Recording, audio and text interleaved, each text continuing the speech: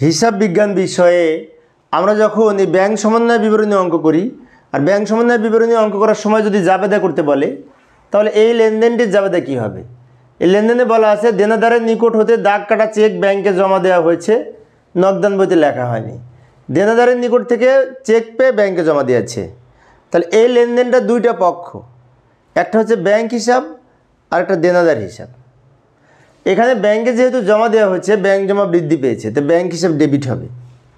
আরেকটা হচ্ছে এই দেনাদার নিকট থেকে পাওয়া গেছে চেকটা, তাই দেনাদার হিসাব বা প্রাপ্য হিসাব ক্রেডিট হবে। এখন অনেক শিক্ষার্থী মনে হতে পারে যে চেক জমা দেওয়া হয়েছে এর জন্য কিছু হবে না। চেক এর জন্য যেহেতু ব্যাংকে জমা হয়েছে ব্যাংক হিসাবে ডেবিট হলো, আর কার কাছ থেকে চেকটা পেয়েছিলাম? দেনাদারের কাছ থেকে, সেজন্য প্রাপ্য হিসাব বা দেনাদার হিসাব ক্রেডিট হবে। এই লেনদেনে ব্যাংক জমা বৃদ্ধি পেয়েছে ব্যাংকে জমা দেওয়ার ফলে, সেজন্য ব্যাংক হিসাব ডেবিট হয়েছে। অপরদিকে এই দেনাদার কমে গেছে, দেনাদারের কাছ থেকে পেয়েছি তাই দেনাদার কমে গেছে, সেজন্য দেনাদার হিসাব বা প্রাপ্য হিসাব ক্রেডিট করেছি। টাকা লিখব 4000, ব্যাখ্যায় লিখব দেনাদারের নিকট হতে চেক ব্যাংকে জমা দেওয়া হলো।